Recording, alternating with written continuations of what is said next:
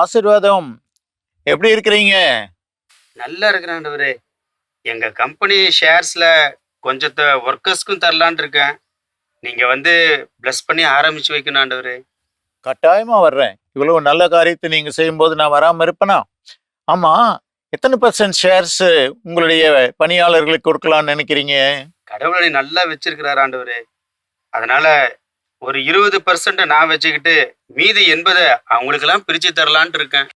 20% உங்களுக்கு, 80% பணியாளர்களுக்கு. You are a great man. தாத்தா, யார்கிட்ட பேசிட்டு இருக்கீங்க தாத்தா?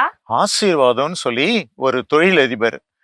அவரு என்ன செய்ய போறாருன்னா, தன்னுடைய கம்பெனியினுடைய பங்குகளை 20% மட்டும் அவர் வச்சுக்கிட்டு 80% அவருடைய பணியாளர்களுக்கெல்லாம் கொடுக்க போறாராம். எப்ப நம்ம மற்றவங்களுடைய வளமையான வாழ்வுக்கு அவங்க நல்லா இருக்கணும்னு சொல்லி நினைச்சு வேலை செய்யறோமோ, அப்போ கடவுள் நம்மையும் உயர்த்துவார்.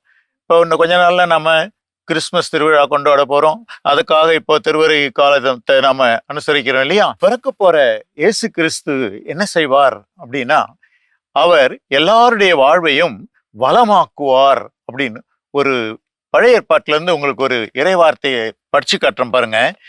ஏசாயா 35வது அதிகாரத்துல அவர் வரும்போது, அதாவது மெஸ்ஸியா வரும்போது காலத்துல எப்படி இருக்கும்?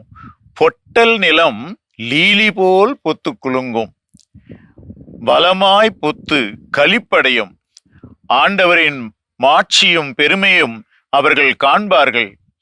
பார்வையற்றோரின் கண்கள் பார்க்கும், கால் ஊனமற்றோர் மான் போல துள்ளி குதிப்பர், வாய் பேசாதவர் மகிழ்ந்து பாடுவர், அவர்கள் முகம் மகிழ்ச்சி அடையும்.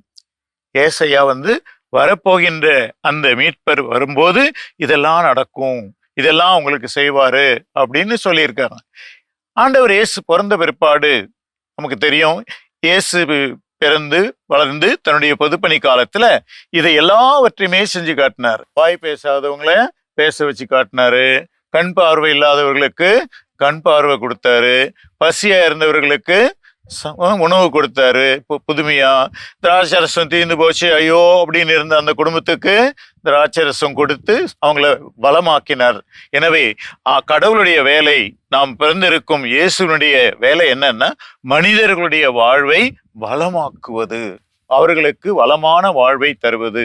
கிறிஸ்துமஸ் கொண்டாடுற நாமும் இயேசுவை போலவே மற்றவங்களுடைய வாழ்வை வளமாக்குவதற்கு நம்மால முடிஞ்ச எல்லாத்தையும் செய்யலாமா? செய்வோம் தாத்தா.